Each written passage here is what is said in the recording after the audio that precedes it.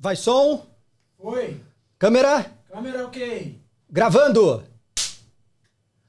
Está no ar o primeiro episódio do A Arte do Trade. Que isso, Marcião? Arte do Trader tem tudo a ver. Tem tudo a ver, irmão. Tem tudo a ver com você, com a gente. Com certeza. Será que trade tem a ver com arte? Com certeza, cara. Sabe por quê? Eu cheguei a dar um Google lá e a palavra arte vem latina, né? A palavra latina, ars, que significa técnica ou habilidade. E é tudo que um trader precisa e muito mais, né, Scott? Sem dúvida. Eu tive um professor, Márcio, que ele falava assim, libera o Pablo Picasso que existe dentro de você.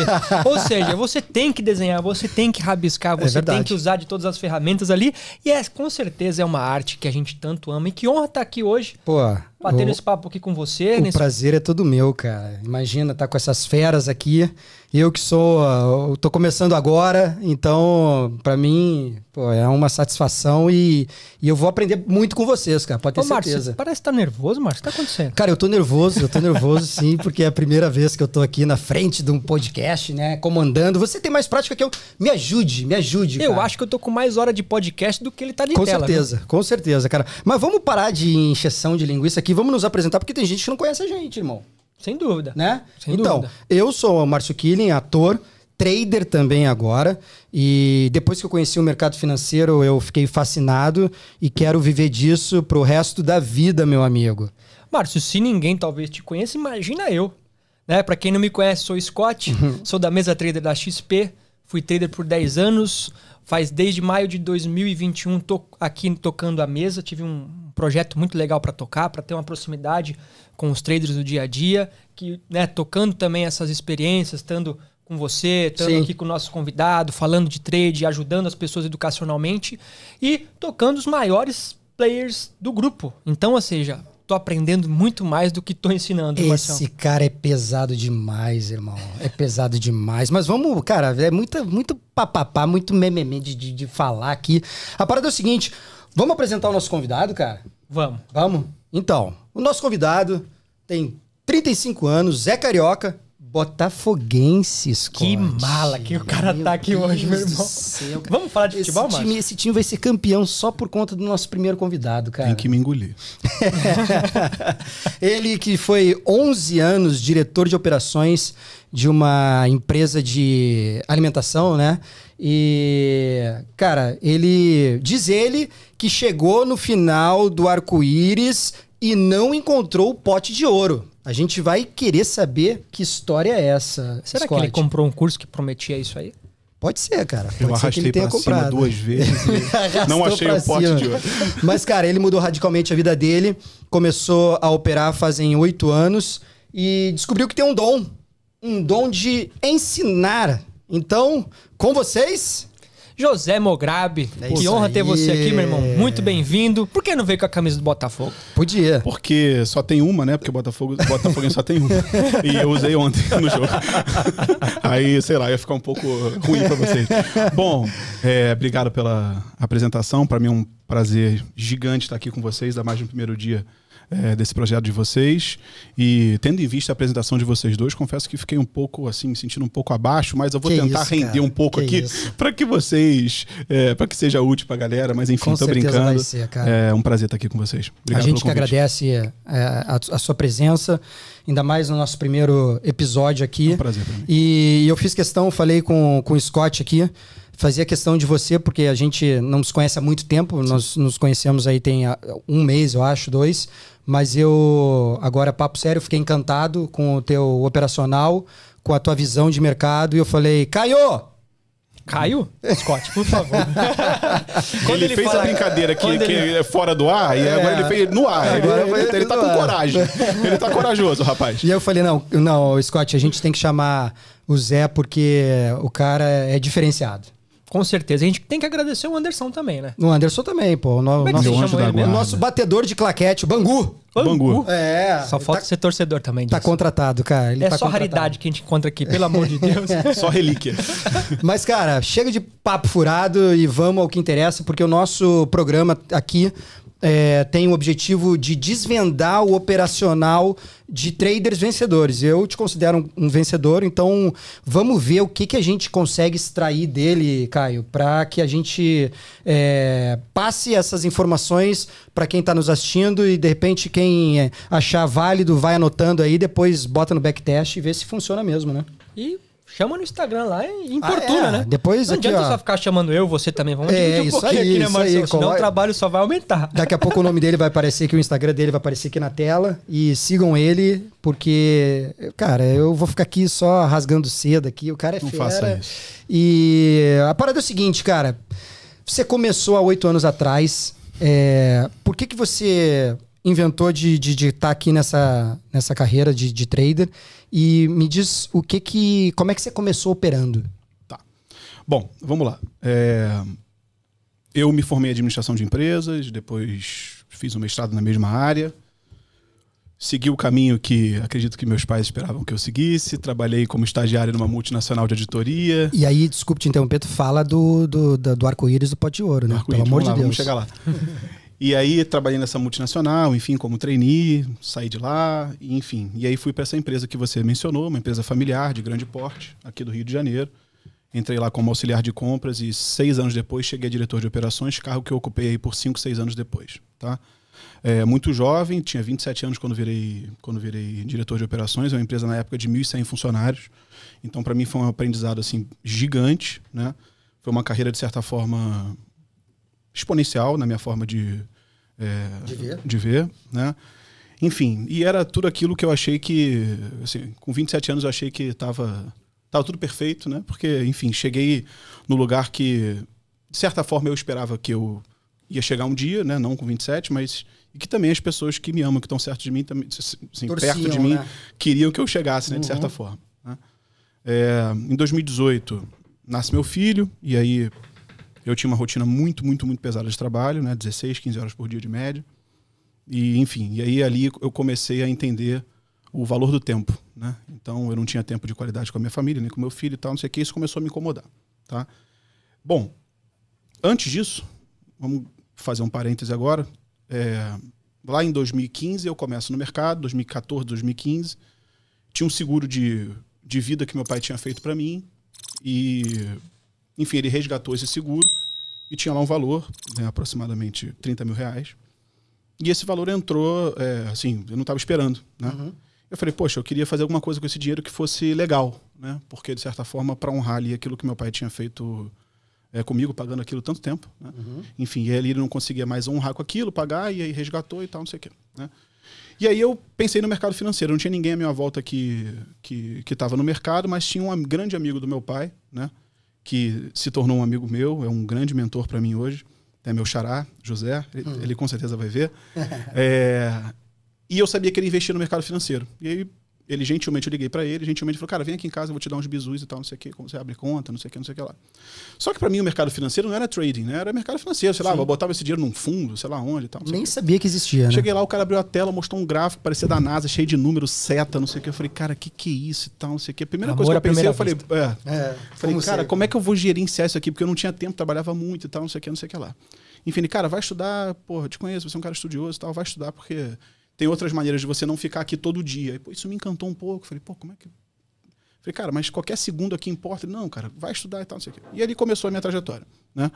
Me apaixonei rapidamente, comecei a estudar muito, muito, muito, muito, muito. E entrei pela porta de ações, né? Então agora vamos... sem história, né? Sim, e vamos direto ao assunto. Comecei, a minha porta de entrada foi ações, foi swing trade, né? Operações de gráfico diário em ações. Só que mesmo o swing trade, ele tem que ter uma certa gestão, né? Você tem ali os gaps de leilão, de abertura, então às vezes pulava um stop, eu não estava na tela, não sei o que lá e tal. E aí mais para frente um pouquinho, né? Ali com talvez 1 ano e meio ali de bolsa já, eu descobri o prazo semanal. E aí eu comecei a fazer position trade em ações, que é algo que eu faço até hoje. Mas você já conhecia o day trade? Já tinha alguma noção? Nada. Já sabia o que era day trade, só que eu não tinha tempo nenhum, né, para ficar ali full time na tela, e a alavancagem me assustava um pouco. Então eu falei, cara, deixa eu trabalhar no pão, queijo, queijo. Assim, o dinheiro dinheiro em ações, você botou, o máximo que você pode perder é aquilo ali que você colocou e tal, tem o stop. Aquilo me acalantava mais a alma, até porque eu tinha um trabalho vigente e eu não podia ficar ali, né, me expondo muito. Eu tinha um dinheiro, não interpretem mal, né? Dinheiro tem proporções para cada um, mas eu entendi que não era um capital também gigante. Falei, pô, não dá para ficar inventando a roda com isso aqui, né? Querer transformar 30 mil em 1 milhão em 10 dias, né? É o que todo mundo tá querendo fazer, né? A gente vai falar sobre isso. Então, todo mundo quer fazer. eu comecei nessa do gráfico semanal, né? Inicialmente seguindo um montão de setup, né? Dave Landry, Inside Candle, a favor da tendência, com as médias para cima, não sei o que lá e tal. Esse cara sabe tudo. Falou nome aí que eu nunca ouvi falar. Eu imagino. Ele sabe. Enfim, comecei a seguir lá um monte de setup, não sei o que lá e tal. Tinha um resultado, mas que trocava uma grana, né? Eu ganhava, aí depois trocava de novo. Mas isso no position ou no isso day trade? Isso no position trade, tá? Isso tá lá, isso eu tô falando de 2016 Entendi. e tal. Mercado horrível nessa fase. Muito chato. E aí eu não gostava de operar na venda, a venda tem o negócio dos aluguéis, eu não sei o quê, enfim, né? Então já tinha uma limitação de operação em uma ponta e tal, não sei o quê. Enfim, ali eu começo, né? Gráfico semanal foi meu começo. Agora eu vou fechar aquele parênteses que a gente abriu. E aí a gente vai para lá para 2018, meu filho nasce, né? E eu já tô ali como diretor de operações da empresa, aquela rotina bizarra, né? 18 horas de trampo quase. 40 dias de férias em 11 anos. Meu Deus. E evoluindo legal financeiramente, né? Lógico, conseguindo conquistar coisas e tal, né? O que é bacana, óbvio, né? Muito legal, aprendendo muito, fazendo milhões de reuniões com pessoas mais velhas e tal, pessoas que eu estava modelando, pessoas que tinham mais experiência que eu e tal, não sei o quê. Enfim. E ali foi. E em 2018 eu comecei a me incomodar com esse negócio do tempo, né? Porque eu saía de casa, meu filho estava dormindo, voltava em casa, meu filho estava dormindo de novo. Eu era o famoso pai que meu filho, apesar de estar dentro de casa, né? Casado, mas meu filho só me via no final de semana. Mesmo assim, num tempo sem qualidade, porque eu estava exausto no final de semana e entendo que não dava a melhor atenção possível, né? A atenção que ele merecia na época. Bom, eu levei essa situação e aí cheguei numa decisão, juntamente com a minha esposa, né? A gente está há 13 anos juntos, a mulher da minha vida. E eu cheguei numa conclusão, falei, olha, claro, eu tenho que sair. Porque eu estava ficando doente, eu tive um problema de saúde muito sério na vista, né? E aí eu falei, claro, vou tomar a decisão de sair. A gente criou um target, né, a nível de patrimônio, assim, mínimo, pra gente, vamos sair isso aqui, quando a gente chegar nisso aqui, eu vou estopar. Eu dou espaço. E aí, essa data limite era 2019, né? E aí se arrastou até 2020, começo de 2020 vem o lockdown. Né? Capitão Bom não abandona navio na tempestade. Né? E aí eu fiz toda a gestão da pandemia, aquele negócio todo, né? Enfim, muito complexo, né? Que a gente viveu. E aí em dezembro de 20 eu saio. Em dezembro de 20 eu entendi que eu já tinha assim, estancado aquela sangria da pandemia, tinha conseguido fazer ali uma sucessão razoável do ponto de vista gerencial. E aí eu saí, né? E aí, antes disso, eu já estava começando a ver um pouco mais de day trade, né? Porque conforme eu fui ascendendo na empresa, eu já comecei a criar uma equipe, aí eu tinha mais tempo para ficar na minha sala, não era mais tanto operação, já tinha gente que de certa forma carregava aquele piano que antes eu carregava sozinho, né? Eu já estava dividindo o piano com mais alguém, e aí eu comecei a prestar mais atenção no day trade, não sei o que lá. Bom, vamos fazer um shift na conversa, que é o seguinte. E aí se passaram, sei lá, 4, 5 anos de bolsa e naquela de, cara, troca, aí pô, tem mês bom, outro mês não sei o que lá e tal. Enfim. E aí eu comecei a entender, eu falei o seguinte, cara, não é possível, né? Tem alguma coisa nisso aqui que eu realmente não estou conseguindo dominar, porque tinham meses que se eu invertesse o meu relatório de performance, eu fecharia super positivo.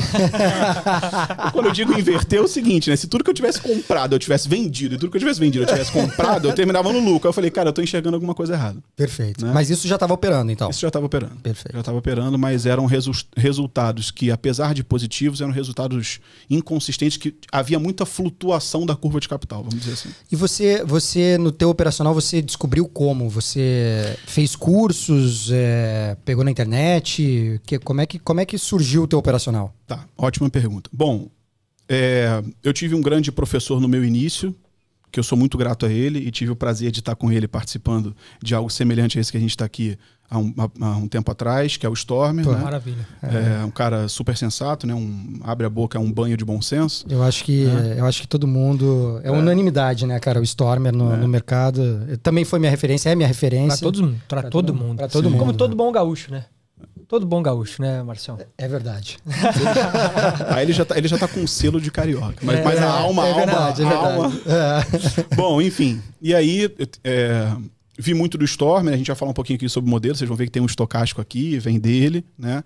E eu gosto muito do Elder e gosto muito do Oliver Vélez também. Tá? Então, por exemplo, as médias que eu uso, as duas são do Oliver Vélez e tal, e a noção de zona de valor e tal, que a gente vai passar por aqui, do Alexander Elder. Tá? E gerenciamento de risco também. Vem do Alexander Elder de uma forma assim, meia primária, né? Eu não uso exatamente o gerenciamento de risco dele, mas o meu gerenciamento de risco deriva desse raciocínio. Sim. Então, de certa forma, tem que ser honrado aqui, né? Porque a gente tem que honrar com quem a gente aprendeu. Com certeza. Então, essas são as bases. Tá? Ótimas. E aí, eu comecei a ver o gráfico de uma forma diferente, né? Comecei a sair, eu operava lá position em ações, né? E aí fui pro day trade, de uma maneira que eu entendo que a maioria das pessoas vão, né? Que é operando gráficos curtos, né? E fazendo um número de operações razoável por dia. Né? Isso era o quê? Gráfico de 2, 5 minutos? Gráfico de 2 minutos. De 2 minutos. Gráfico de 2 minutos. E operando 20 vezes, 30 operações. É como Isso. todo mundo. 2 minutos né? já vem do Oliver Vélez. Do Oliver, eu sei. Já vem de lá, isso aí. E aí... Mas lá fora o 2 minutos funciona bastante, né? Sim, aqui também.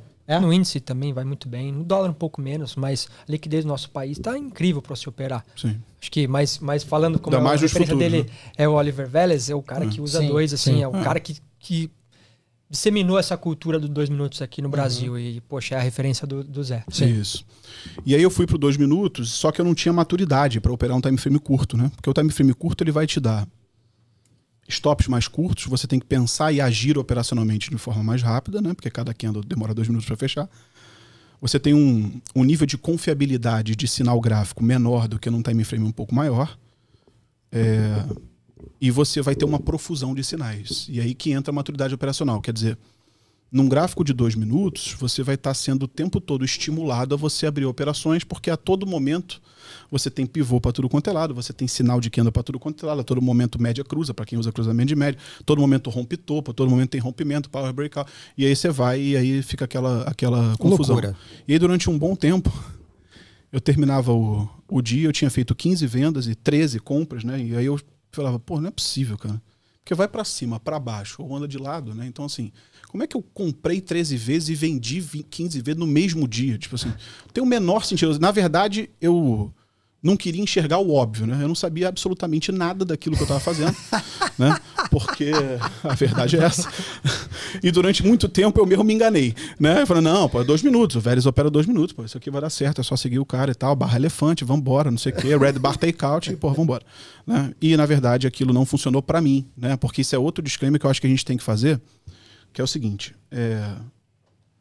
ninguém pode julgar ninguém no mercado financeiro, né? Existem várias formas de você fazer o dinheiro no mercado financeiro, mas aqui, naturalmente, né, eu vou falar das formas que fizeram eu sair do buraco. Com certeza. Né? Que vão ser diferentes das formas que outras pessoas vão sair do buraco. Perfeito. Né? Não então, existe certo ou errado, né, O cara? meu sair do buraco foi o seguinte, olha, eu vou para um gráfico de 10 minutos, eu vou operar com autorização de um time frame maior, aí um pouquinho do Alexander Elder no esquema de triple screen, só que eu não uso 3 telas, né, porque o tempo gráfico inferior ao 10 para mim, ele me perturba, né, pelos motivos que eu já falei aqui. Você falou de 3 telas do Alexander Elder. Desculpa, eu não sei o porquê disso. Porque ele pede 3 telas? Qual é a... O Alexander Elder define num dos livros dele, que para quem não leu ainda, eu acho que são espetaculares, tá? Não são definitivos, né? Não tem o livro do Santo Graal. Né? Tem aquele livro que você vai conseguir pensar um número de coisas razoável para que você monte a tua história. Perfeito. Né? Isso aqui é a história de cada um. Né? Exato. Então, enfim, o Alexander diz o seguinte, olha, você vai operar olhando 3 tempos gráficos, né? Um curto, um médio e um longo. Tá? Então, basicamente é isso, para não... Eu faço isso e nem sabia que era o Alexander Elder. Sim, sim. Isso vem de um conceito, e por isso também tem muita gente no Brasil, não sei se vocês sabem, que usam 3 médias móveis para isso. Uma curta, uma média e uma mais longa. Por quê? É a confirmação dos 3 tempos gráficos, porque muita gente tem um monitor só, usa 3 médias. E, sem querer dizer, o mercado tem 3 tendências. Sim. Então, isso vem da teoria de Down, isso é a base da teoria de Down. Então, faz super sentido, ninguém tá reinventando a roda, é isso que eu acho que é legal. E Alexander Elder, acho que é um livro que, por mais que qualquer pessoa, quem tá ouvindo em casa, não vai fazer tudo o que ele fala, o racional e o contexto do livro é muito interessante. Por exemplo, se a pessoa conseguir entender os 3 M's, que é, né, manejo de risco, mente e o método, entender tudo bem isso e como trabalha isso ao longo da vida como um trader, eu tenho certeza que talvez isso seja uma das coisas que mais te marcou no seu trade system, não? Sim. Os 3 M's ali, sim. Porque você começou a misturar técnica, começou a misturar tudo, sim. E aí você já começou ali, por exemplo, até os 3, ele falando de 3 telas, 3 treinos pro Gabriel, teve 3 mestres. Acho que deve ter alguma correlação aqui. Tem um número cabalístico aí, 3. Eu vou ter que ler, cara, porque eu faço essas operações nesses tempos gráficos e não tinha noção. Incrível. Obrigado, os 3 M's é um conceito muito legal. Outro conceito que o Elder trabalha muito bem é o conceito de zona de valor. Eu fui entender profundamente o conceito de o que tem por trás do dado de uma média quando eu li o Alexander Elder. Tá? Então eu vou tentar passar isso aqui para os nossos queridos espectadores, de forma também a abreviar aí a caminhada deles, né? Mas depois quem quiser se aprofundar, naturalmente, super indico, tá? Bom, e aí eu fui para o gráfico de 10 minutos com auxílio de um tempo gráfico maior, que é 5 vezes o gráfico operacional, né? Alexander Elder, que é o gráfico de 50 minutos, tá? Então o gráfico de 50 minutos, ele vai me dar uma noção que eu acho que a gente tem que perder um tempo, na verdade não é perder, investir um tempo nisso, que é o seguinte. Eu descobri que mais de 80% dos meus stops vinham por erro de localização. Ou seja, eu vendia quando eu já tinha caído muito, ou eu comprava quando eu já estava subindo demais. Só que no tempo gráfico operacional é difícil de você ter essa visão, porque é como se você estivesse com um pé no chão da floresta. Então você não vê de maneira macro como os animais estão se movimentando dentro da floresta. Estou fazendo uma metáfora que é para as pessoas. Perfeito. Tem gente que vai funcionar melhor assim e a gente tem que falar para todo mundo. O tempo gráfico grande é como se você subisse na copa mais alta da árvore da floresta e você olhasse lá embaixo. Ele é mais lento, né? Você não vê os animais se movimentando muito rapidamente, eles se movimentam mais devagar, mas você consegue entender o todo. Né? Você consegue entender onde está o abismo, você consegue entender onde está o lago, você consegue entender, né? Enfim. Então, o erro de localização que, na minha opinião, né, sempre na minha opinião, né, e eu estou aprendendo todos os dias, na minha opinião, o erro de localização vem de você estar focado muito no tempo gráfico operacional. Né? Zé, mas eu tiro o zoom do... Sim, mas mesmo tirando o zoom, você ainda vai ter um decréscimo de informação ali. Né? É muito melhor você ir para um tempo gráfico um pouco maior, você tem informações mais compiladas, né? É um gráfico mais limpo, né, por definição. Tá? Então, eu comecei a entender que localização era muito importante. E aí eu falei, poxa, eu tenho que começar a marcar zonas importantes de preço no tempo gráfico longo e, de certa forma, aguardar no tempo gráfico operacional que eu chegue nessas zonas que eu marquei lá da floresta grande. Lá de cima do topo. Exatamente. Né? Por quê? Porque muitas vezes eu estava me antecipando. Quer dizer, o gráfico não estava numa localização perfeita, eu antecipava o trade, ou por falta de experiência, ou por ansiedade, ou enfim, né? E eu tomava um stop 2, 3. E aí, quando chegava a operação boa, eu estava num nível de dor tão grande que eu não conseguia tomá-la. Né? E aí vem a hesitação, e aí vem a frustração, enfim. E aí é aquela mistura perfeita para que você tenha, dependendo, né, um dia de fúria, que você faça um overtrading ali, que você vá para uma rota realmente de colisão. Né? Zé, e aqui a gente já está em que ano, por exemplo, que você começa a já ter essa maturidade operacional? Porque muita gente ouve um podcast, ou ouve a gente falando, ou vem conversar com a gente, ou vê um post nosso, acha que é assim, é muito rápido, né? Não. Eu comento que eu demorei 7 anos para começar a entender e conseguir ler contexto. Aqui nessa fase em que você já encontra o tempo operacional de 10, já vem para um tempo gráfico de 50. Que ano que a gente já está falando aqui? Isso é começo de 19. Muito mercadão já, hein? Começo de 19. Final de 2016 é muito bom o mercado já vem legal. E aí aqui você já tá no day trade. Sim, já tô no day trade. Tá? Legal. Começo de 19, marcando essas zonas de demanda, né? Essas zonas de suporte ou resistência, como preferirem. Né? Eu tento sempre aqui utilizar um linguajar que eu acho que também tem muito isso no nosso ramo, né? Muita gente tenta impressionar usando palavras que não fazem sentido, quando na verdade... nome para outras coisas iguais com nomes diferentes. Exatamente. Então, assim, gente, suporte e resistência funciona. É o que você vai aprender, de repente, na primeira aula do curso que você fez ou do livro que você vai ler e super funciona. Né? Então, para mim já começava a estar um pouco desenhado o sistema. Ou seja, a nível de dinâmica de preço, eu já estava marcando zonas importantes de preço no time frame longo. Então, localização eu já tinha, de certa forma, dominado é too much, é muito forte, mas eu já sabia que eu tinha que subir lá para ver a floresta, né? Só que faltava os outros, sei lá, 50%, né? Que é o seguinte, quando entrar no trade, né? Porque assim, quando você chega numa zona de suporte ou resistência num time frame longo, quando você está no time frame operacional, você já teve uma profusão de sinais naquela região, né? Qual tomar? E eu tinha um outro problema, né? Ou seja, qual vai ser o gatilho operacional para eu operar naquela zona que está lá no time frame operacional, tá? Bom, e aí eu comecei a revisitar conceitos lá do começo, né? Isso é uma outra problemática no mercado, não só do mercado, talvez em várias outras profissões, mas na minha humilde opinião, no mercado, isso é muito latente, que é obesidade intelectual, né? Então a gente fica tão apaixonado, né? A gente lê muito livro num espaço curto de tempo e a gente tenta operacionalizar aquilo de uma forma grotesca, rápida e geralmente, né? Tudo ao mesmo tempo. Fazendo a simbiose dos 6 livros que você está lendo. Eu acho que eu passei por isso agora há pouco. É sério. E eu aí tô rindo porque eu sei, né? E aí, quando você perguntou da maturidade, eu acredito que eu estou começando a entrar nessa fase da maturidade. Por quê, Márcio? Porque hoje eu fiz um trade, peguei 800 pontos e fiquei satisfeito com aquilo. No começo eu ia falar, não, agora eu quero mais. Eu vou pegar 1000, já... E não, cara, maturidade faz parte e a gente tem que atingir isso para que o negócio vire, que é a chave, né, que a gente tanto sonha dentro do mercado.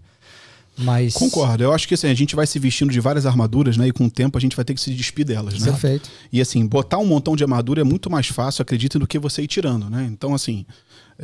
enfim. Tá gostoso, tá protegido, acha que sabe tudo, exatamente, acha que é difícil. Pô, mas eu vejo esse gráfico assim há 3 anos, pô, como é que eu vou usar 2 médias? Pô, Zé, mas a 20 e a 200 fica um espação entre as duas, né? Pô, cadê uma outra? Eu preciso de umas aqui coladinha no preço, porque, pô, e a média nova exponencial do Larry Williams, não dá pra botar? Então, cara, ela vai te dar tensão, ela vai te gerar sinal toda hora, vai fechar abaixo e acima dela o tempo todo. Então, assim, essa desconstrução, esse processo de engenharia reversa, né, é muito complexo de fazer e era o que eu tava vivendo nessa fase, tá? E aí eu começo a ter contato ali com o Oliver Velez. E aí eu vejo a noção dele de média móvel de 20, média móvel de 200, né? São 2 médias que são razoavelmente longas. Nessa época, eu usava muito a média móvel de 9 do Larry Williams, era uma média que me deixava muito tenso, né? Repito, pessoal, isso é a minha história, né? Sim. Porque tem essas coisas no mercado, né? Não, mas eu uso a média de 9 e faço 100 mil por mês. Cara, show de bola. Né? Tá tudo bem. Parabéns. Aliás, o Larry Williams fez alguns milhões. Exatamente. Mais de uma vez. Né? Exatamente. Ele e a filha dele depois. Também. Bom, e aí eu começo a botar essa média móvel de 20, de 200 no gráfico, isso já dá uma limpada. E aí eu começo um conceito que eu acho fundamental. Eu começo a entender muito melhor, porque o gráfico começa a ficar mais limpo, a questão dos topos e fundos do mercado. Ou seja, a formação de pivôs e a formação do zigue-zague predominante no gráfico. Ou seja, todo o gráfico, na grande maioria do tempo, você vai conseguir olhar um gráfico de uma forma rápida e entender qual é a força predominante naquele gráfico, que é o que eu chamo de correnteza do rio. Né? É muito mais fácil você nadar a favor dela do que você nadar contra ela. Né? Então, um dos grandes... você falou de arte no começo. Né? Eu acho que uma das grandes artes nisso aqui, né, da pessoa que opera, é você conseguir destrinchar ativos que estejam na condição ideal para atender o teu modelo operacional. Tá? Então, assim, o que é a condição ideal para o meu modelo? Eu vou procurar ativos com primária de alta ou de baixa.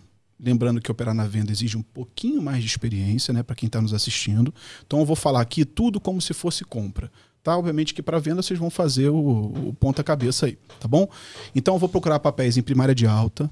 Pô, Zé, mas eu tenho dificuldade para entender uma primária de alta. Se os preços estão acima de uma média móvel de 200 aritmética, com essa média móvel angulada razoavelmente para cima, o ideal é que seja 45 graus, você provavelmente, com altíssima probabilidade, vai ter uma primária de alta.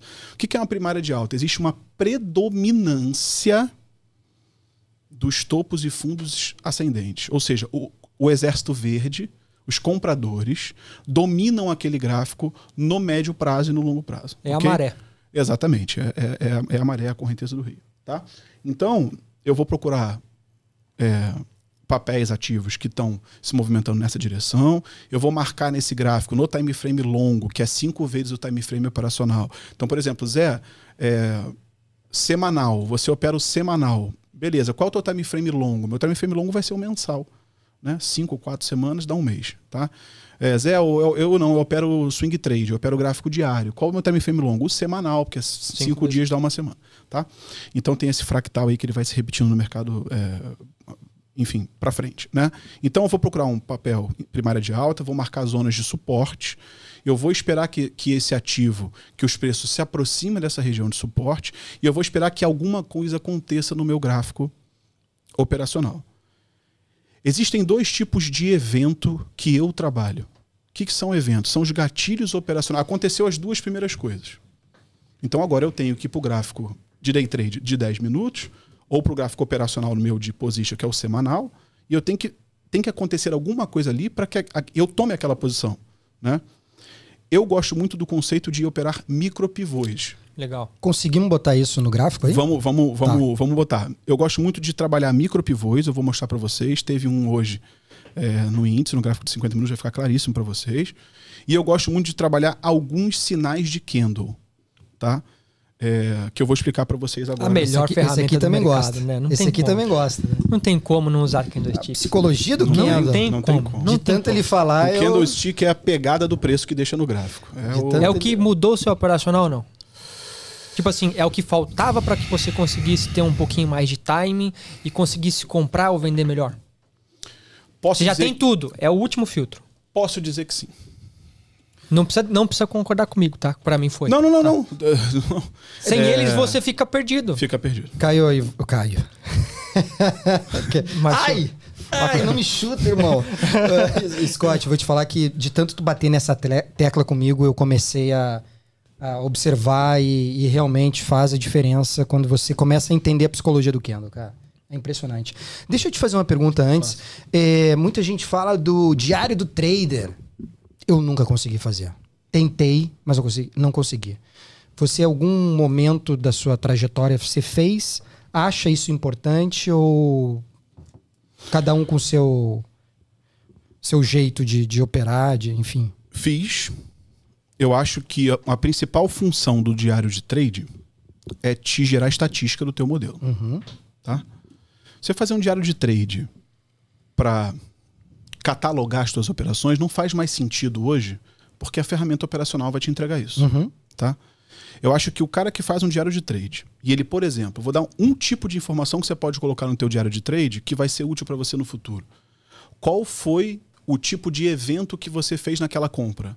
Eu comprei isso aqui por micropivô. Aí amanhã você comprou por red bar takeout. Amanhã você comprou por top and tail takeout. E aí no final do ano você vai falar assim, cara, as operações que eu fiz por micropivô, elas têm um nível de confiabilidade e assertividade maior do que os outros. Então isso vai te ajudar a você depurar e você lapidar o teu sistema operacional no médio e longo prazo. Eu uso o diário de trade para as minhas operações de position trade até hoje. Todas elas são documentadas. Todas. Você precisa olhar. Ray Dalio escreve todos os trades que ele abre, qualquer posição ele escreve, porque ele entrou. E aí, muitas vezes, porque nós somos tentados a mudar de opinião em todo momento. Ele quer saber, e às vezes a gente se esquece porque comprou. Eu comprei por isso. Tá, Mas a empresa mudou. E aí ele é tentado a mudar pelos viés, ele vai lá, volta no caderninho dele e vê a tese vê de novo. inicial. E aí, beleza, não, vou ficar por isso. Perfeito. Ah, não, vou sair por isso ou aquilo. Pra quem não sabe, o Ray Dalio é o maior gestor de fundos do mundo. Então, assim, tô tá com o caderninho dele lá também. Se o cara que é o maior gestor do mundo faz, por que eu não vou fazer? Sim. Por exemplo, Márcio, só que acho que é uma coisa que é importante para todo mundo que tá aí, porque as pessoas têm mania de obedecer regras e acha que só tem que fazer de um jeito. Por exemplo, eu faço diário de trades, mas como que eu faço meu diário de trades? Eu faço todo dia. Eu faço um vídeo olhando esses trades que eu tô fazendo, porque eu preciso entender e memorizar o que eu estou fazendo. E aí, com isso, entender a estatística e principalmente a expectativa matemática dos trades. Sim. Então, poxa, você não precisa fazer necessariamente anotar no caderno ou escrever no Profit ou fazer numa planilha. Faça do jeito que te faça sentido. Por que eu faço? Por que eu gravo? Porque se eu quiser ver ele em qualquer lugar, tá no meu celular. Sim. Tá? E a gente é visual. Você falou, você ouviu, você gravou. Então, não pode, tá? Não pode. Acho que a gente, no mercado, e acho que é uma coisa que faz total sentido aqui, pelo que o Zé tá falando, que a gente tá falando também, é que você não pode ter nada como uma regra 100%. Porque existe aquilo que salta somente aos seus olhos. Sem dúvida nenhuma. E essa é a arte do trade. Sim. E aí o intuito, acho que desse papo nosso aqui, é não ser somente um papo contando a sua história, contando todo, é que a gente possa também acrescentar tecnicamente. E por isso a gente quer muito compartilhar do gráfico. Será que tem gráfico para compartilhar com a gente aí, Zé? E enquanto ele vai botando o gráfico, a questão do diário do trader, eu não conseguia fazer porque eu fazia 20, 30 operações. E aí como é que eu fazia, cara? Eu não ia falar, quando você falou isso, eu ia rir. Não tem como fazer, você não sabe. Não tem como fazer, gente. Ah, mas tem que fazer. Tá, mas como é que você vai fazer com 30 operações no dia? Não tem como fazer, gente. Agora, eu fiz um. Beleza. Agora é perfeitamente. Mas essa ideia que você falou aí de gravar, eu gostei. Eu vou começar... Pode gravar e se quiser, pode me mandar também. Boa. Mas tem muitas operações que você faz ali, eu faço assim, ó. Eu também fiz. Faz e tá marcando geralmente no Instagram. Cara, fazer a mesma operação do Scott. Você tá vendido aqui? Fala, tô. Tá comprado aqui? Também tô. Antes que você abra... Zé, se tivesse um botão só, compra ou venda, o que você faria? Eu sei. Se tivesse um botão só, ou só compra ou só vende. O que você faria? Venda. Venda? Sim. Tamo junto. Mesmo? Tamo junto. É porque a venda é mais poderosa. Cara, mas olha só, eu vou compartilhar de uma técnica não, de um conceito que o nosso querido Bangu Anderson ali falou. Eu não sei se ele aprendeu com você, da parada da compra e da venda, hein, Anderson? Que você falou que a compra é muito melhor entrar na compra do que na venda. O porquê? Do Helder? Cara, eu gosto mais da venda pelo seguinte, a venda, a expansão do movimento na venda, como ela vem carregada de medo, então, o sentimento do medo, na minha opinião, ele é mais poderoso. Só que, aí esse é um papo complexo. Na minha opinião, a venda vai falhar mais do que a compra. Ou seja, há de se ter um nível de experiência que é razoável para que você identifique o momento certo de você vender. Porque geralmente, antes de uma boa venda, umas 2 ou 3 antes falham e você vai ficar no meio do caminho. Tá? Por isso é importante entender localização. Exatamente, entender dinâmica de preço. Tá? Então, porque eu vou conseguir mostrar no gráfico aqui do índice perfeitamente. Os movimentos de venda, eles são muito mais agudos e direcionais do que o movimento de compra. O famoso, a venda vai de elevador e a compra vai de escada, né? Exatamente. Na verdade, a venda pula pela janela mesmo. Exatamente. O sentimento de medo é mais forte que o sentimento de ganância. Mas esse sentimento de medo, em cima do que o Anderson falou comigo esses tempos, o medo não faz com que a gente queira sair do medo mais rápido? Então... Se eu tô vendido? Eu acho o seguinte, cara, se o mercado tá... caótico por algum motivo, a atitude das pessoas de sair das posições a qualquer preço, largar aquela posição, vai ser muito mais forte do que um mercado subindo. O mercado subindo, a grande maioria das pessoas vai falar, putz, cara, isso aqui ainda vai continuar? Na venda é aquela explosão de a gente vai conseguir ver isso aqui. Eu vou marcar os movimentos de compra aqui, de venda. Os movimentos de compra têm respiros grandes entre as pernadas, entendeu? A venda ela é um pouco mais... Isso, veja bem, Isso respondendo a pergunta do Scott. Sim. Se eu só tivesse um botão, Sim. o que eu prefiro? Pô, venda. É lógico. Né? Ô, Venda. Marcião.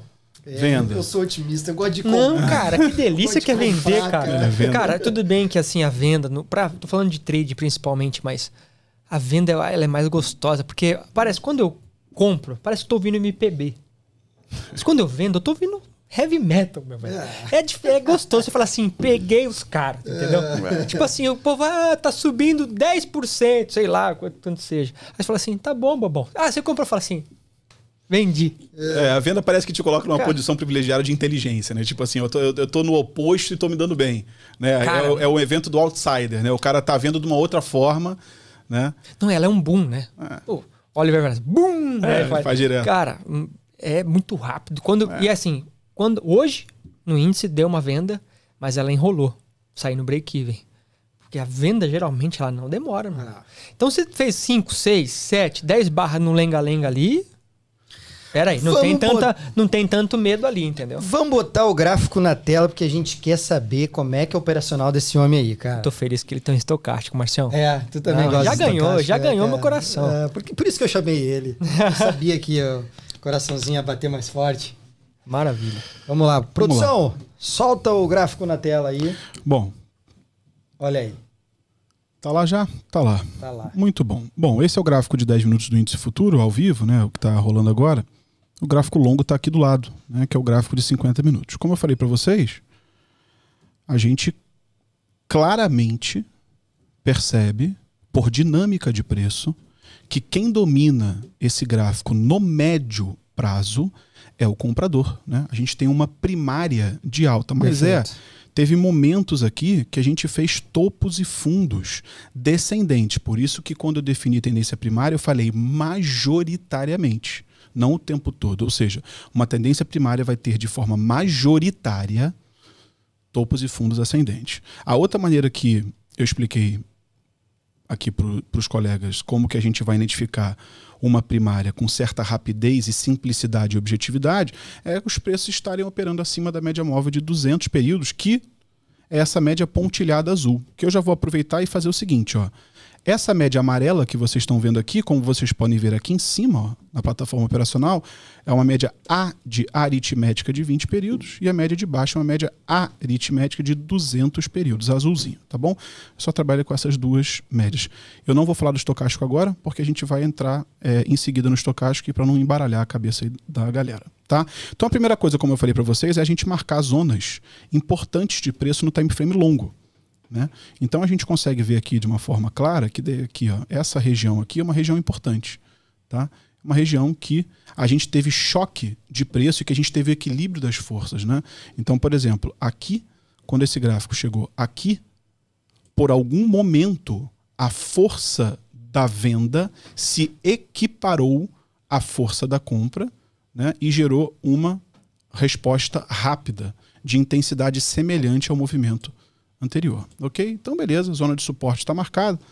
E agora a gente vai marcar, por exemplo, zona de resistência. Né? Fica claro que a gente tem uma resistência que está parcial aqui, né? E de repente tem uma outra resistência aqui. Eu costumo falar para os alunos o seguinte, né? Se você marcou mais de 3 linhas de suporte e resistência, volta a pagar tudo porque está errado. Né?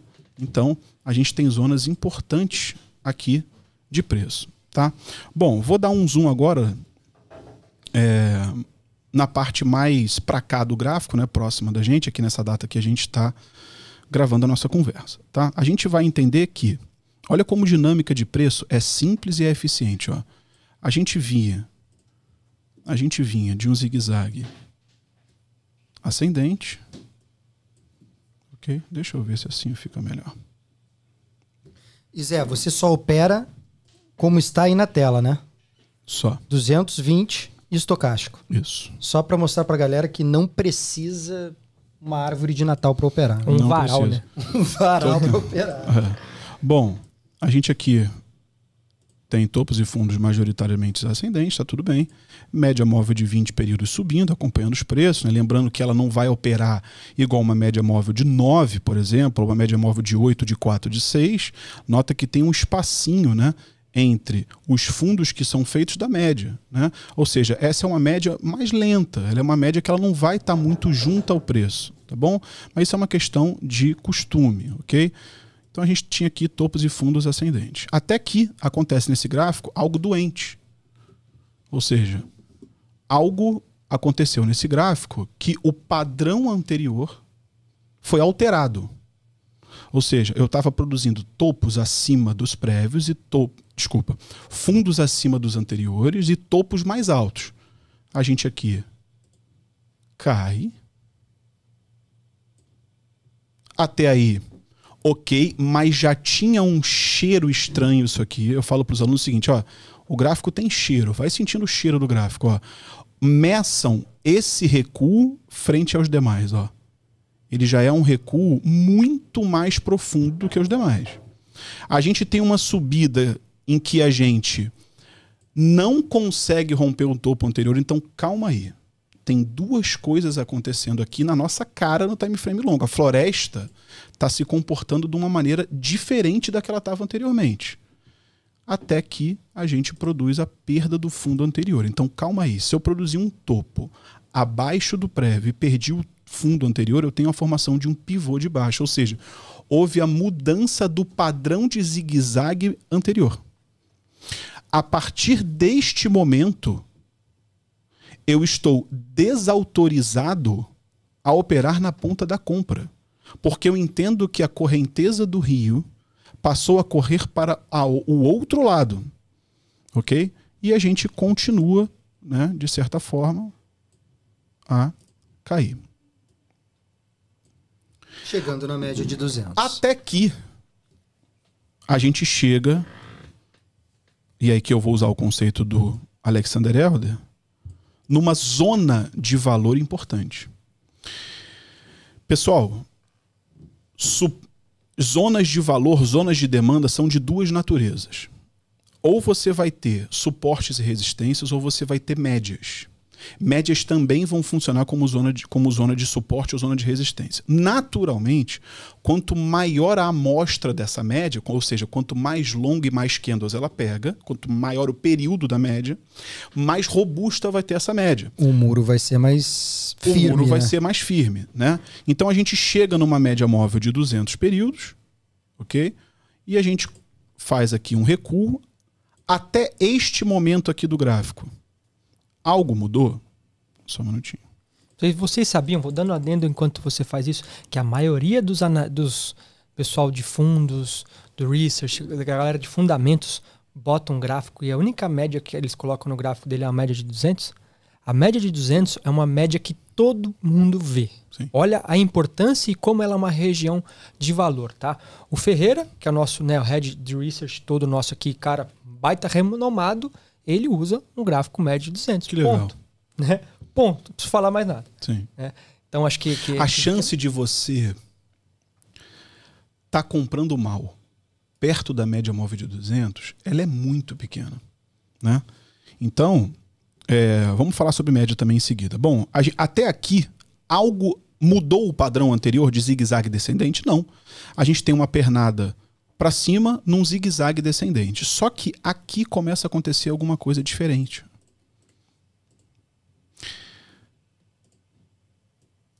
Eu renovei este fundo? Não. Ou seja, o vendedor continuou de certa forma tentando empurrar esse mercado para baixo, mas não a ponto de perder essa fronteira da guerra. Ok? E isso aqui é o quê? Isso é a abertura de hoje.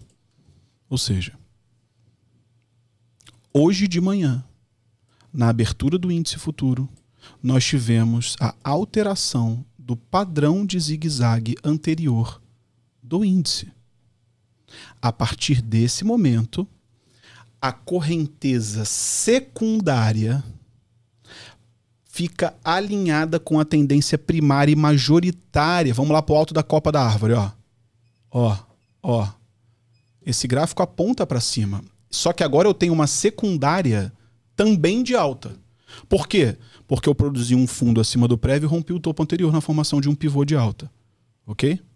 Notem que nós marcamos juntos essa região aqui como uma região, de certa forma, problemática.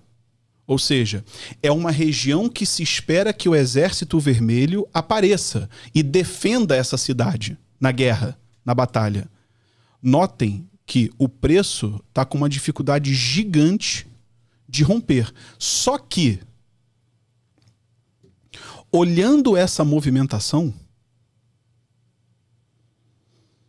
isso aqui está com mais cara de que está descansando ou realizando? Está descansando. Ou seja, a gente, de certa forma, chegou na última resistência que a gente tem aqui marcada no índice. Não que esses topos anteriores também não vão funcionar como resistência, né? Mas lembrem-se, ó, a gente está num prazo maior lá de trás, tá? E o vendedor ainda não se apresentou de forma contundente. O que vai acontecer, a gente não tem a menor ideia, né? Quem falar que tem é mentiroso ou não opera, né? Então, não tem a menor ideia do que vai acontecer. Pode cair 6 mil pontos agora, inclusive, quando eu estou falando. Mas, por probabilidade, e é importante que nós falemos isso aqui também, ou seja, o que é o trader? O trader é uma matriz de análise de probabilidade em tempo real. Isso é o trader, ou seja, fica legal que eu compre nessa região, ou seja, eu tenho localização de compra aqui. Se eu tomar esse stop, a lá Bernardinho, me parece que eu vou ter a dor do arrependimento e não a dor da disciplina. Porque em algum momento, se eu tomar esse stop, eu vou entender que eu tinha uma resistência marcada aqui que eu estou comprando topo. O que é totalmente diferente de comprar aqui. Exato. Porque eu ainda tenho extensão, que alguns vão chamar, eu estou evitando usar essas palavras, mas é bom também para enriquecer o vocabulário, né, ainda tem upside, né, ainda tem gordura, ainda tem extensão, fôlego para cima. Se a professora de português ouvir isso, meu amigo. Exatamente. Bom, então, entendam como, assim, um conceito simples de análise de topos e fundos, ascendente, descendente, já está dando um excelente GPS para a gente de localização e em que ponto eu devo focar para realizar os meus trades. Ok? Então, isso é aquilo que o time frame longo vai entregar. O time frame longo vai entregar mais uma coisa adicional. Tá? E aí a gente vai começar a falar desse cara que está aqui embaixo, que é um indicador do tipo oscilador, tá? Que é o estocástico lento, assim como, por exemplo, o IFR, né? O índice de força relativa, também é um indicador do tipo oscilador. Tá? São indicadores que basicamente vão medir o fôlego dos movimentos. Então, por exemplo, quanto mais perto de 90 tiver o indicador, menos fôlego esse ativo tem para continuar o movimento anterior, né? E de forma contrária, o inverso, tá? Então, a gente vê que no final desta barra aqui, lá do alto da floresta, eu tô conseguindo ver que o leão cansou. Ó. O leão cansou. De maneira probabilística, qual é o que vai acontecer na média dos eventos? Ou seja, de cada 1000 vezes que o estocástico chegar em 90 no gráfico longo, a minoria de vezes esse gráfico vai continuar subindo. Perfeito. Zé, mas eu vi um dia que o estocástico estava em 97 e subiu mais 3 mil pontos. Então, prazer, você tem duas opções. Ou você gerencia pela média, ou você gerencia pela exceção. Gerenciar pela exceção costuma cansar mais e costuma frustrar. Né? Vai ter vezes que o indicador vai falhar, sem dúvida nenhuma. Né? Mas eu quero estar certo na média dos eventos, na maior parte do tempo. Né? Stops são inevitáveis para quem é trader. Exato. Só que eu quero estar na ponta que a probabilidade está ao meu favor. Tá? E além disso, ele é o nosso melhor amigo. Sem As dúvida. pessoas têm o stop como inimigos. Sem Não, ele dúvida. é nosso amigo. Sem dúvida. Se não estopar num dia desse, que é um dia de super trend, por exemplo, olha lá, a gente falando inglês, a professora vai falar mal de nós, velho. Mas vamos... né? Se tiver em dia em super tendência, ele vai ficar acima de 80, acima de 90, um tempão, e ele vai andar colado mais próximo da média curta. E se não tiver stop? E se não tiver limite de cliques? E se não tiver limite de horário? Ele vai ficar caçando o tempo inteiro, arrumando motivo. E vai ou acima ou abaixo e vai ficar tomando stop. Por isso tem que ter limite. E faz parte, né, Zé? Sem dúvida. Eu acho que talvez a maior vantagem competitiva dessa profissão às demais é stop, né? Então, assim, quando você abre uma empresa, você não tem stop. Eu vou dar um tempo porque tem gente falando que vai ter. Eu ia falar, mas eu fiquei quieto. Não tem. Porque, assim, você abriu uma empresa, você tem 10 funcionários. Aí você fechou a empresa, tá tudo certinho. Tá, mas e aí... as causas trabalhistas que vem depois? Pulou o stop. E você E sabe o problema qual o tamanho tributário é que, financeiro? de repente, seu contador fez uma declaração errada. Nem porque você sonegou, não. Mas fez uma declaração errada. Ou seja, você tem algo que possa vir depois daquilo, não sei o que, não sei o que lá. Então, assim, o stop é o seguinte, é o preço que eu tô topando pagar para me convencer que eu tô errado. Se tivesse isso em qualquer profissão, estaria ótimo. Né? Imagina você, por exemplo, reitero que eu sou muito feliz no meu casamento, hein? Mas imagina você, por exemplo, casar com stop. Das duas partes, tanto a mulher quanto o homem. Olha, eu vou ter um stop aqui. Se você fizer isso aqui, se você não se portar dessa forma aqui, eu tenho um stop. Quantos casamentos já pulou o stop há muito tempo e as pessoas continuam, né? Então, assim, a vida não tem stop, mas nisso aqui tem. Então, assim... Você pode sair e voltar. E tá tudo bem, né? Exato. Tá tudo bem, Aceitar, né? O né? difícil é aceitar. Exatamente. Então, mas aí tem o lado do stop do seguinte, né? O stop não tem que caber só no bolso, tem que caber na mente, Perfeito. né? Então eu dou o exemplo do seguinte, vamos imaginar que você tem uma conta operacional para operar day trade de 100 mil reais. 100 mil reais unicamente destinado para você operar day trade. Vamos supor que você vai fazer o controle de risco do Alexander Elder de 6% por dia, tá? Então você pode arriscar 6 mil por dia. Eu pergunto para você, você ficaria confortável em tomar um stop de 6 mil reais? Jamais. Não, mas veja bem, tá na matemática, cara. Você pode, Márcio, entende? Então não é só o número. Ou seja, há um componente que não é só o livro. O Alexander Elder fala de maneira taxativa, olha, 6% de risco diário. Quantas pessoas conseguem tomar 6% de risco diário? Vai depender de cada um. Eu sou experiente, não consigo. Exatamente, eu também Por quê? Não é o meu tamanho. Uhum. Não é a minha velocidade de cruzeiro. Exatamente. 2% num dia no capital operacional para mim já é muito forte. E outra, eu acho que o stop não pode ser numa única operação. Tá aqui o maior dos erros das pessoas. Eu chego agora, fala, tá bom, Scott, vai ser 6 mil reais. E no primeiro, aí ele vai lá, qual é o stop? 6 mil. E toma de risco no primeiro trade. Uhum. A gente tem que ter bala para trocar, né, Zé? E você, como é que faz? Antes que você fale um pouco mais. Você tem um limite operacional? Faço o que eu faço. Você vê como isso aqui é legal. E a gente não combinou antes, hein? Tem verdade aqui. Hein? Eu faço exatamente isso que você falou que você não faria. Durante muito tempo, eu dividi o meu stop diário em 3 operações. Só que eu entendi que isso me afastava da expectativa matemática. De que forma? Eu começava o dia. Primeiro que para fazer 3 operações, eu tenho que ter 3 sinais operacionais num gráfico de 10 minutos. Quer dizer... Não é toda hora. Das não 9 é ao toda meio-dia, hora. Você vai ter 2 no máximo. Exatamente.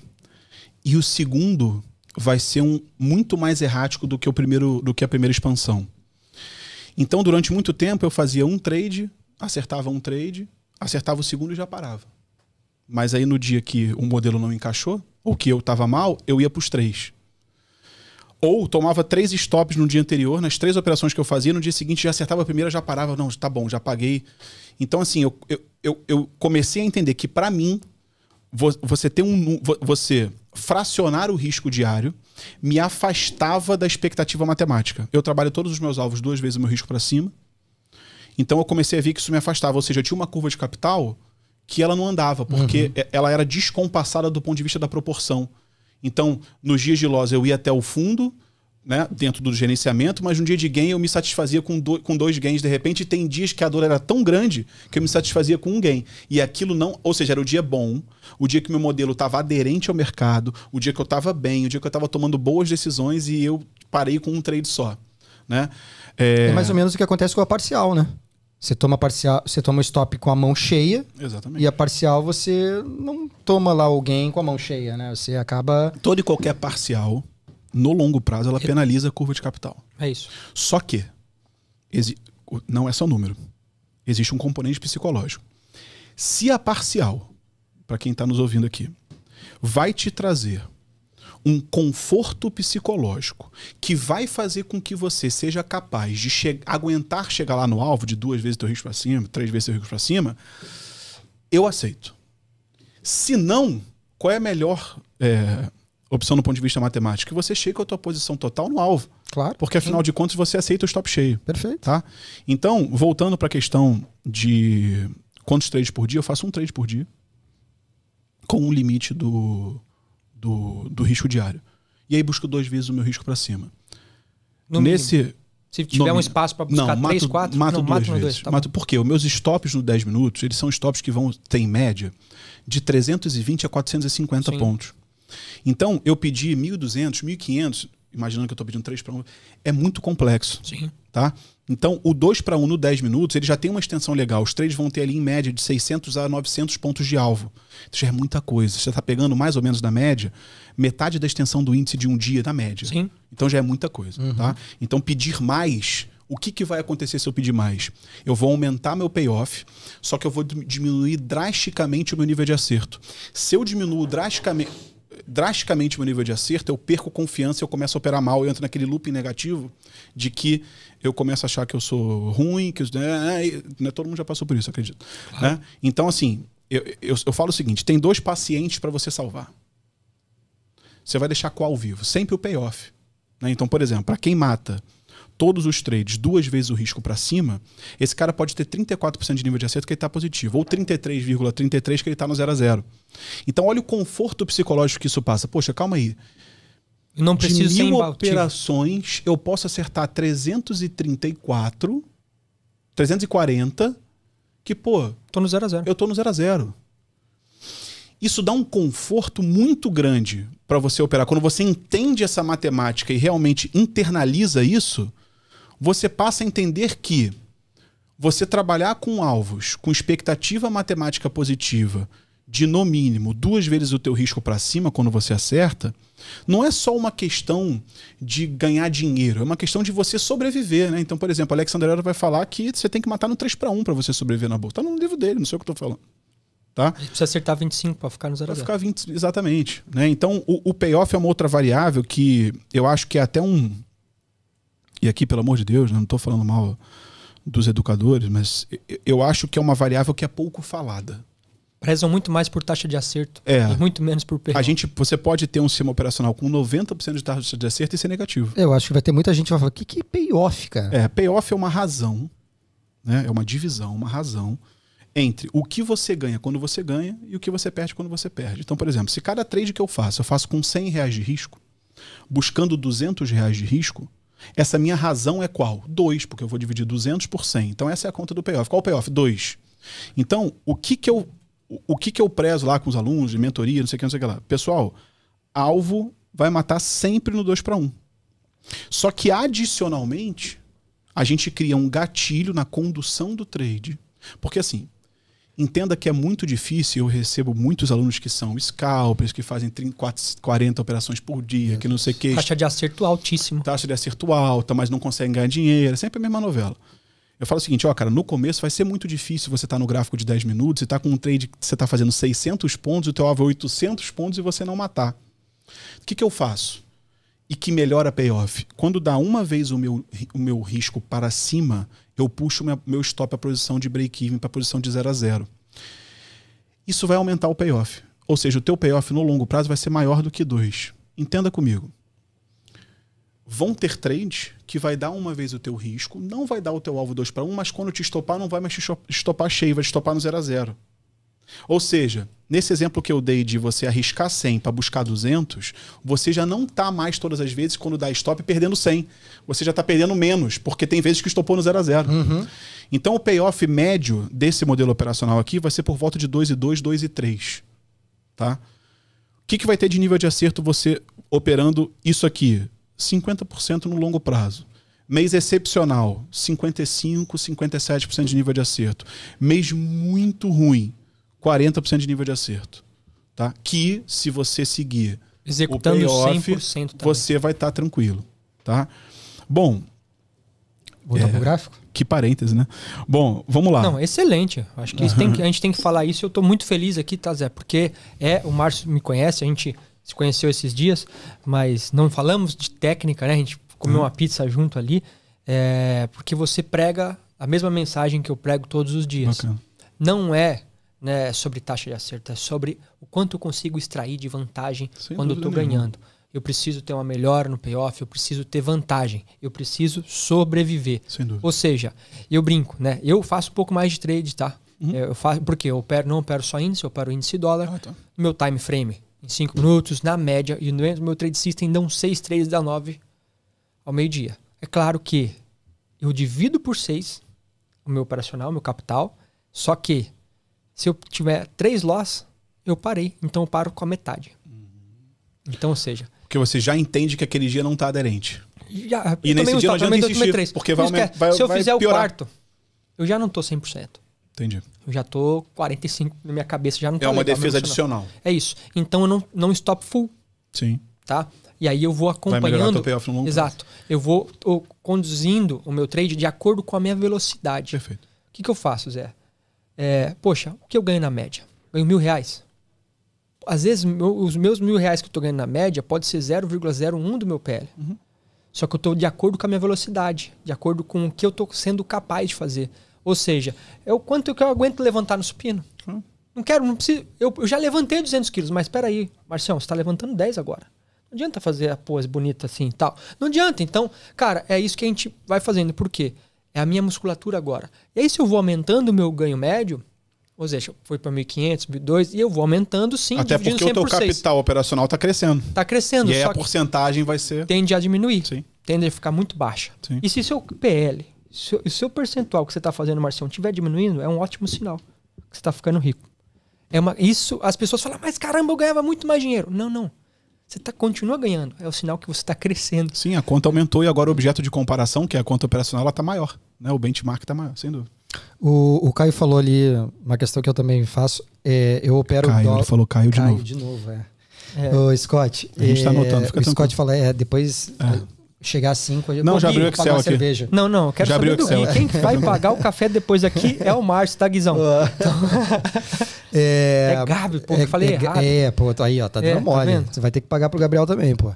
Ele falou, eu também, mas eu gosto mais. Por que tu não opera dólar? Só gosta do índice? Eu operei dólar um tempo. Eu entendo que o dólar, ele é mais errático na movimentação quando eu tô no trade, dentro dos canais de uma vez de risco e 2 vezes de risco. Ele é um ativo que ele é muito mais volátil no intratrade do que o índice. Eu vou traduzir o que eu tô falando. Ele é um ativo que muitas vezes vai me estopar no 0 a 0 e depois vai dar o alvo. E é um ativo que tem uma alavancagem maior, né? Fica mais complexo de fazer botar dentro do controle de risco, mas não é isso porque você vai mexer na quantidade, está tudo bem, isso é endereçável. Mas estou falando o seguinte, a flutuação do dólar intratrade é muito alta. Ok? Mesmo você operando num time frame de 10 minutos, que você vai ter um stop médio de 10 a 20 pontos de stop. Num 10 minutos operando dólar. Tá? E que já é... Mesmo dentro desse range, você não consegue filtrar de forma saudável a vol, e aí você muitas vezes ou vai ser estopado no 0 a 0 e depois... que é péssimo, vai ver aquele trade indo pro alvo, ou pior ainda, que é a situação pior, você vai ser estopado real e depois o ativo vai dar o alvo muitas vezes. Então é um ativo que faz passar muita raiva. Não, mas assim, você acredita que isso é percepção? Claro.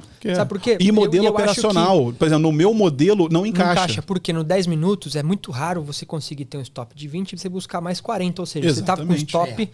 De 20 ele precisa andar mais 60 pontos. Você é louco. E isso ele não tem andado. É verdade. De mínimo e máximo. Então, no 5, ele faz muito sentido. Sim. E aí, a minha opinião sobre o índice é que eu tomo muito mais break-even, ou seja, eu saio muito mais no 0 a 0 no índice. Hoje, por exemplo, saí 2 vezes no 0 a 0 no índice. 2 vezes.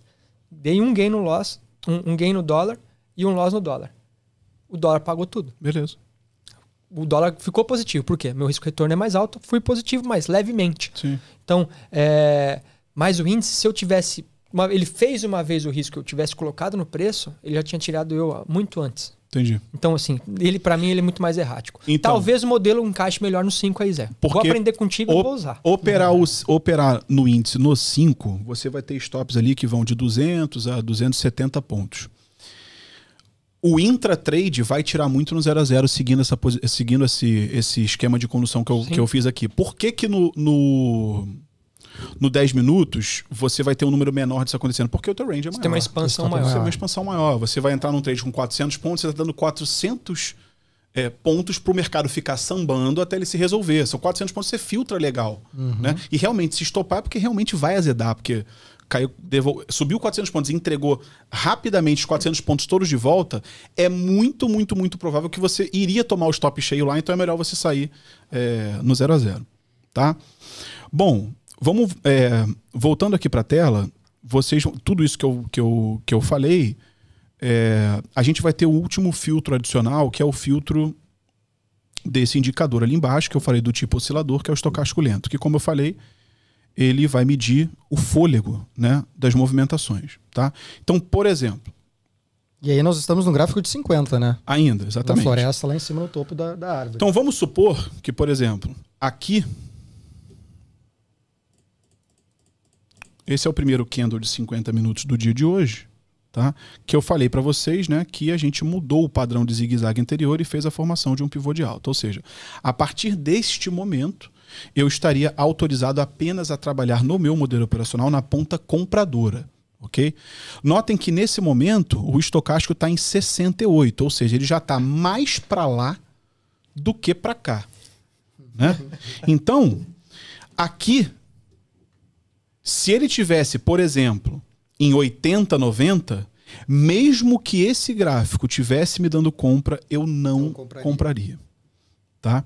Então isso significa dizer o seguinte: mesmo com tudo alinhado, a pista está livre, o avião está com todos os ocupantes, o copiloto está bem, o piloto está bem, abastecemos, checamos o flap, está tudo certo, turbina funcionando, está tudo certo, eu estou na cabeceira da pista. Se a torre de comando não autorizar o voo, o avião não decola. O avião não decola. E qual seria a autorização aí da...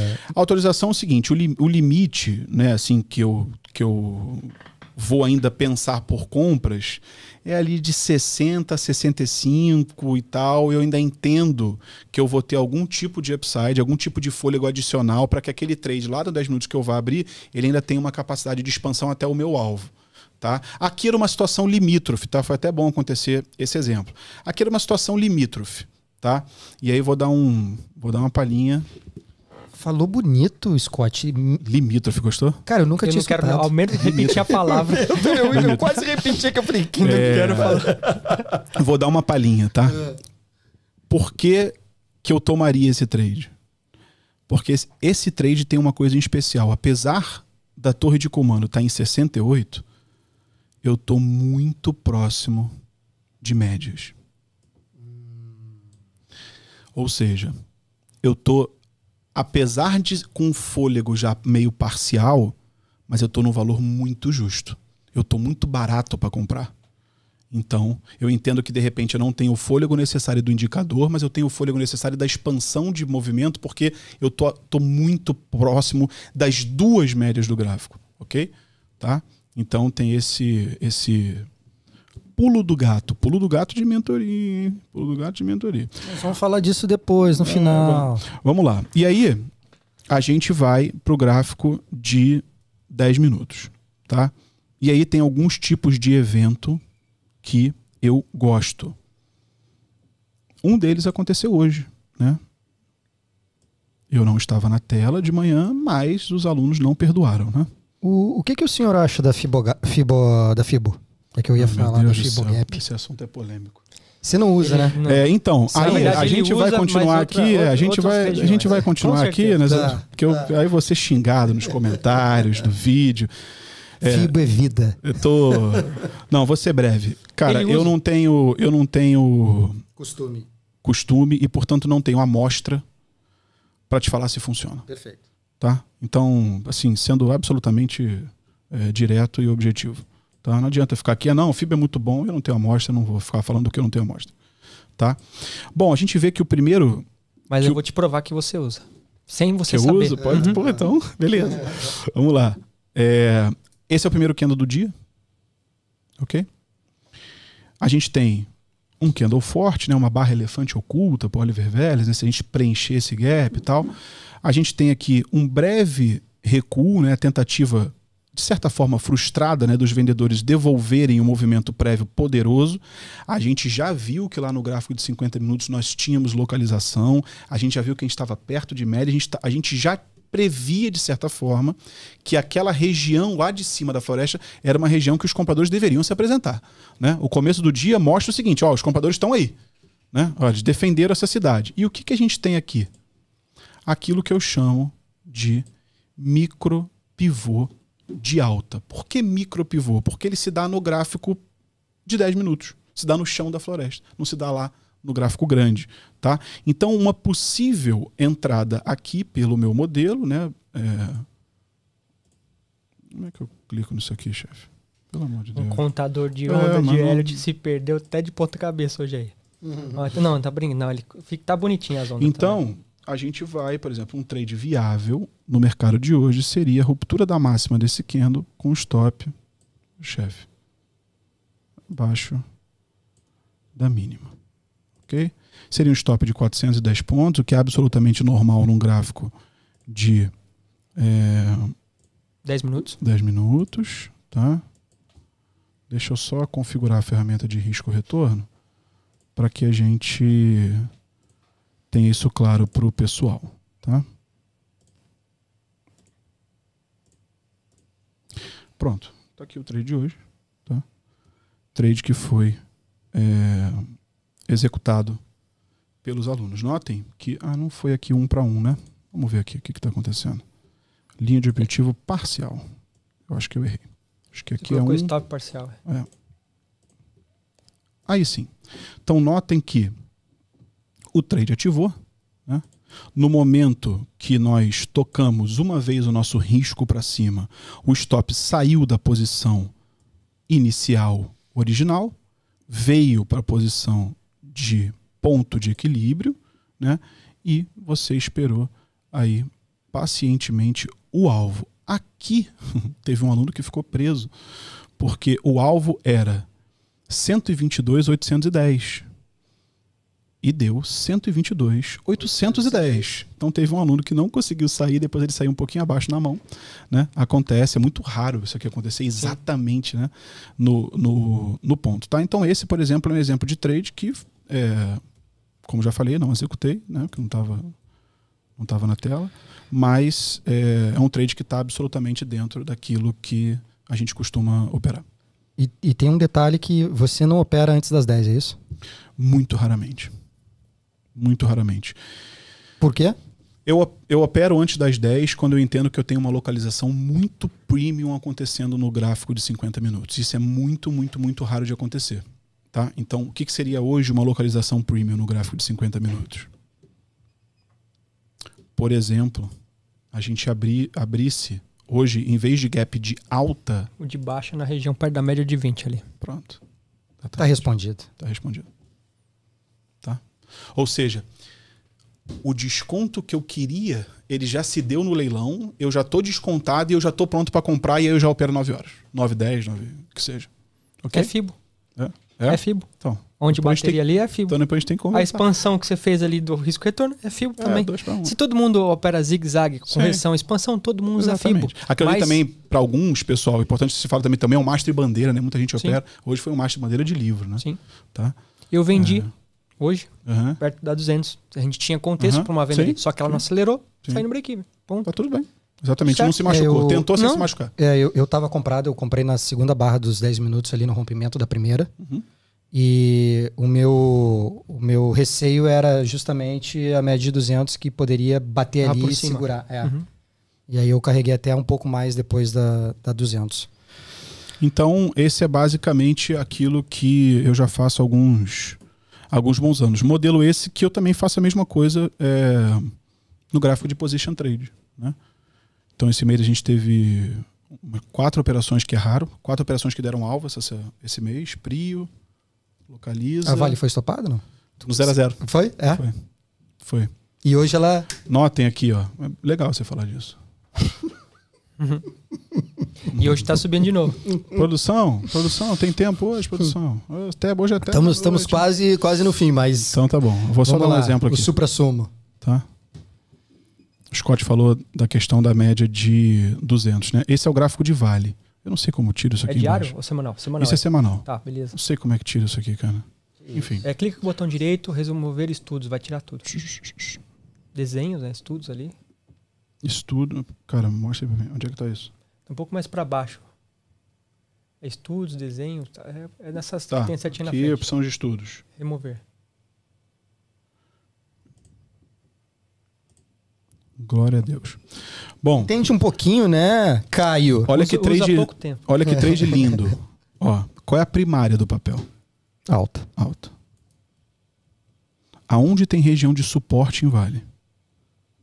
Claríssima. Aqui, por exemplo. Eu tô numa primária de alta? Sim. Eu tô perto da região de suporte? Sim. Eu tô com o estocástico em condição e fôlego para que esse trade ainda tenha expansão para cima? Sim. Até divergente. Você usa também, Zé? Uso. Divergência tá na cara. Divergência positiva, Constance Brown. Total. Quem tem... Esse foi o trade que a gente fez na mentoria.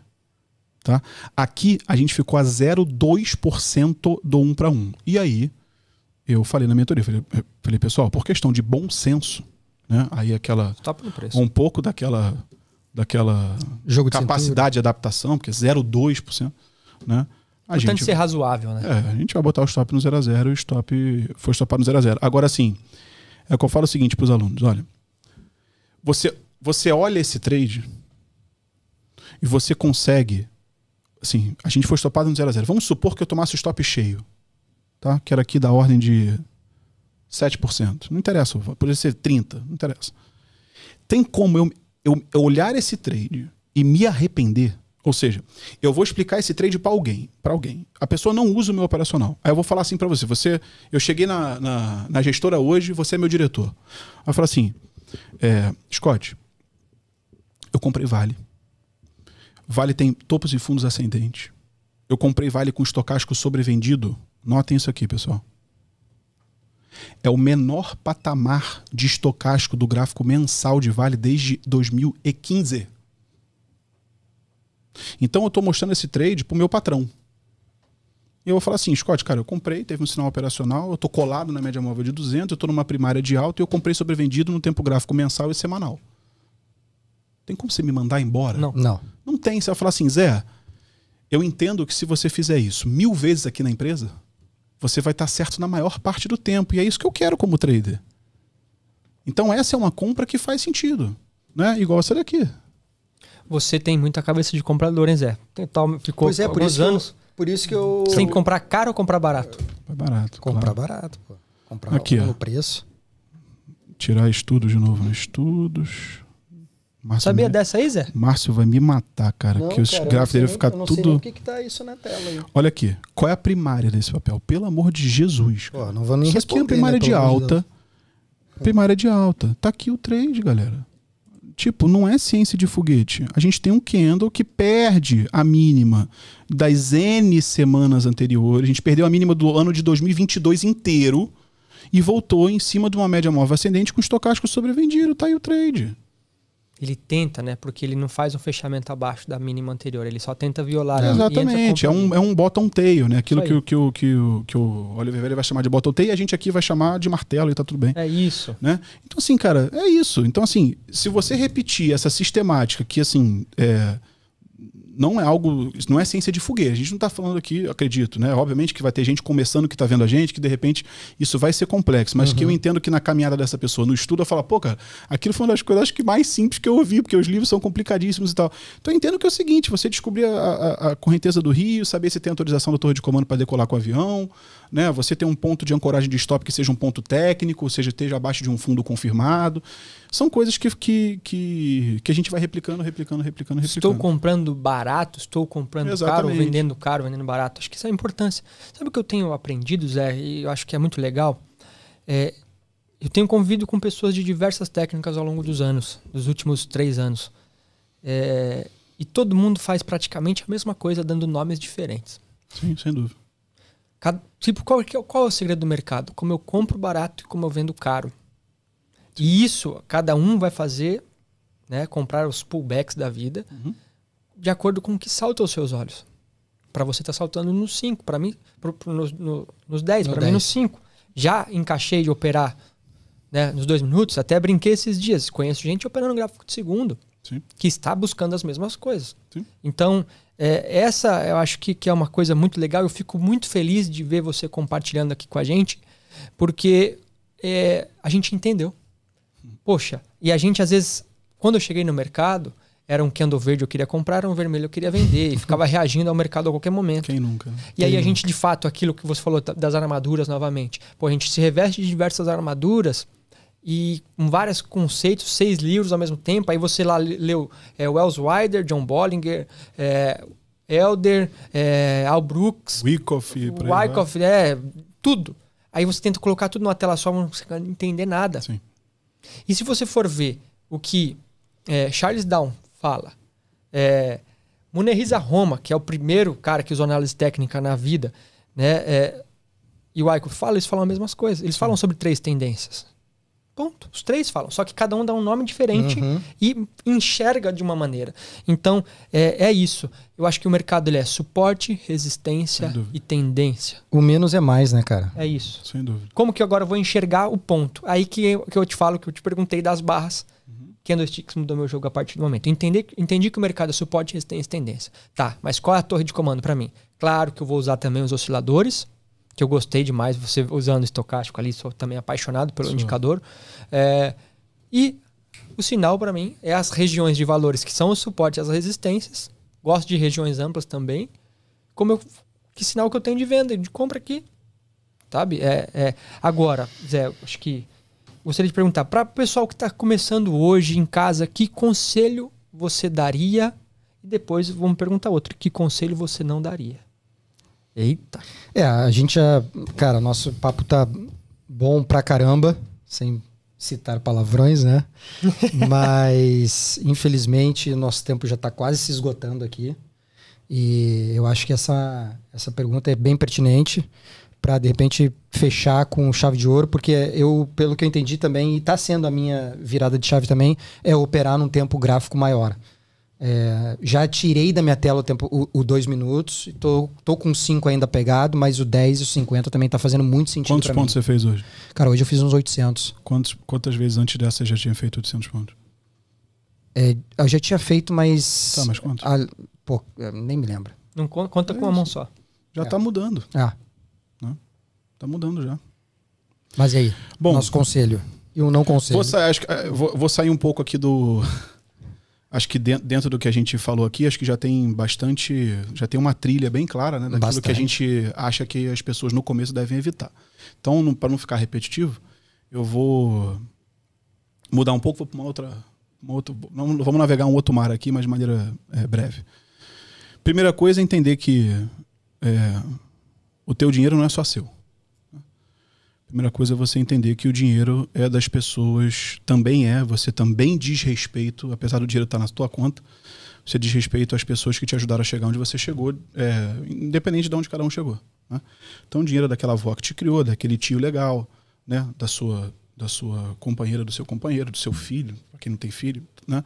Então eu acho que isso aqui a gente tem que respeitar muito o dinheiro da família. Né? Então a responsabilidade financeira é um ponto importante, porque eu entendo que erradamente as pessoas entram, a maioria, não todos, entram aqui com a expectativa errada e pelo motivo errado. Né?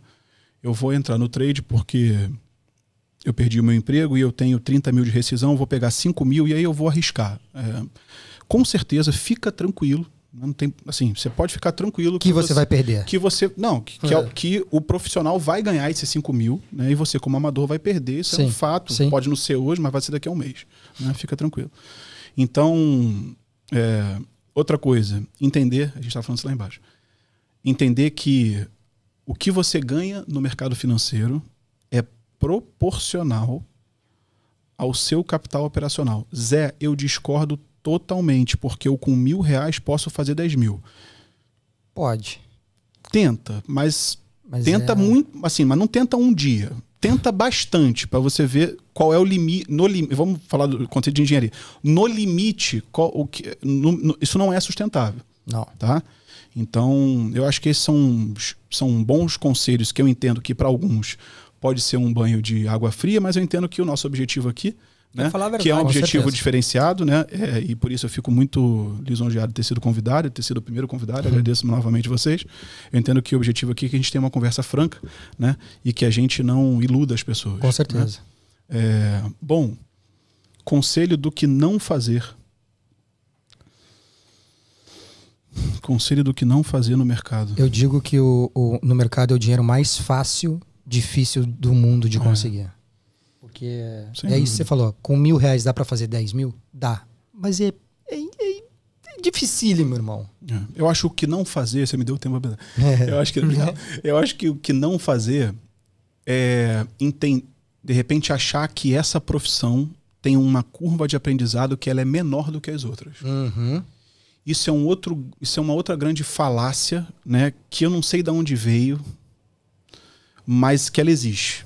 Né? Ou seja, ó, cara, vem pro mercado, você com 2 anos está pronto, quanto tu ganha no teu trabalho? Eu ganho 10 mil, então no mercado tu vai ganhando 20. Pode ser que aconteça? Pode. É o que vai acontecer na média? Não. Isso aqui tem uma curva de aprendizado que tem que ser vivido em qualquer profissão. Né? Eu virei lá, e olha que eu virei muito jovem, eu já sou, assim, já não é um evento na média, mas eu virei diretor, sei lá, 10, 12 anos depois de me formar.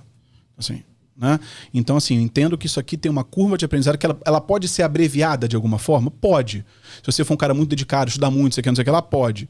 Ou colar com alguém, né? Aí vem a importância de mentorias, isso, né? Tá? Colar com alguém que está à frente, que já viveu aqueles desafios por você, que já se machucou e sentiu dor por você, para que você não tenha que viver aquilo tudo e você, de certa forma, abreviar, você vai conseguir abreviar, mas também você não vai conseguir capturar os 9, 10 anos de tela desse cara. Perfeito. Porque aquilo é uma vivência que ele teve que é intercambiável, né? Assim, não dá pra te passar. Não dá pra te passar tempo de tela. Isso não existe. Dá pra te passar o seguinte, cara, não matando de 2 para 1, porque eu já fiz isso pra caramba, dá errado. Não vai pro gráfico de 1 minuto nesse momento, porque eu entendo que você não tem calo para aguentar o gráfico de 1 minuto.